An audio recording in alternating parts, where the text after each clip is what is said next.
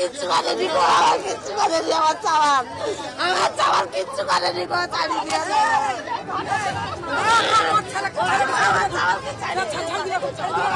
পুলিশের কোনো উলবাড়ির পিটা চালালে আমরা কি করবো? দাঁড়িয়ে দাঁড়িয়ে তো মার খাবো না।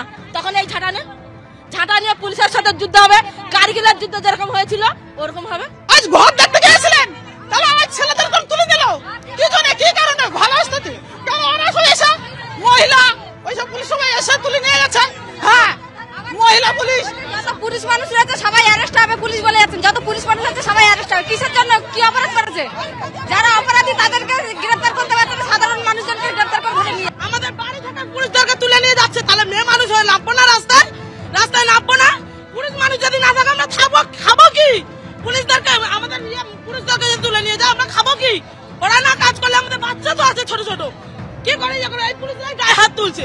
পুলিশের তরফ থেকে স্পষ্ট জানিয়ে দেওয়া হয়েছিল, একদিকে যেমন এলাকার তৃণমূল নেতাদের বিরুদ্ধে অভিযোগ রয়েছে সেই দিকগুলো খতিয়ে দেখা হবে, তার পাশাপাশি অশান্তির ঘটনাও কিন্তু পুলিশ আইনানুগ ব্যবস্থা নেবে এবং ডিজিপি চলে যাওয়ার পরেই পুলিশের তরফ থেকে ধরপাকড় শুরু হয় আর তারপরেই কিন্তু পরিস্থিতি আবার অগ্নিগর্ভ হয়ে ওঠে।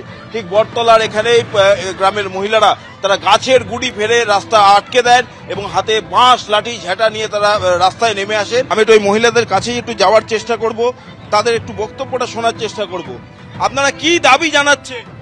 আমাদের দায়িত্ব, আমার শেখ শাহজাহানকে ধরুন, সিরাজ ডাক্তারকে ধরুন, ওদের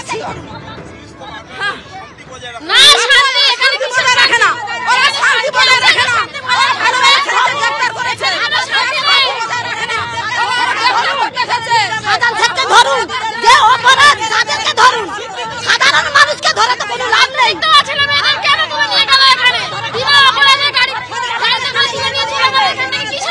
অনেক দুর্বল আছে, আপনারা দয়া করে ফিট ছেড়ে মেন লাইনে যান, জানলে যে কোনো সময় যে কোনো দুর্ঘটনা ঘটতে পারে।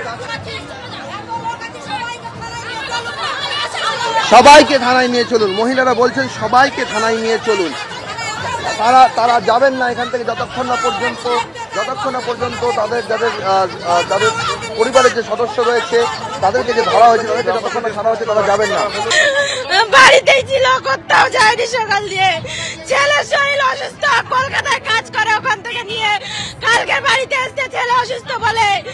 আর বাড়িতে ছিল, বাড়ির মধ্যে ঢুকে নিয়ে চলে যাচ্ছে, কোনো কথা বলতে দিচ্ছে না, কথা শুনছে ওনার ঘাট ধাক্কা দিয়ে নিয়ে যাচ্ছে।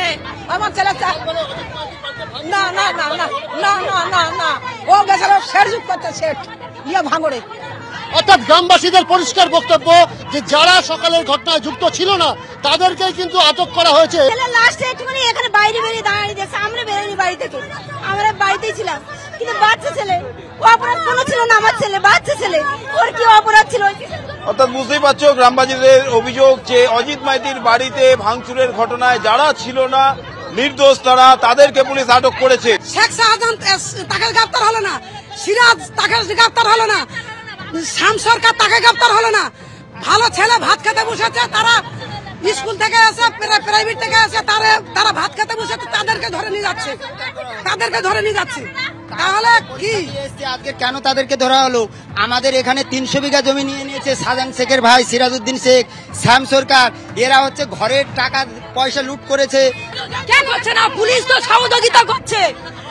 ওই তো শেখ শাহজাহানকে, সিদ্দিককে, আচ্ছা সিরাজকে একদম আমাদের এই রাত্রির বেলা যে স্যার আমরা কি করে থাকবো, আমাদের নিরাপত্তা কি হবে জানি না। প্রতিবাদ করার জন্য ওপারে গেছে, যাওয়ার পরে ধস্তাধস্তি হয়েছে বা মারধর খেয়েছে বা লেগেছে, আমাকে বলেছে, বলার জন্য এখন এর জ্ঞান হারিয়ে ফেলেছে।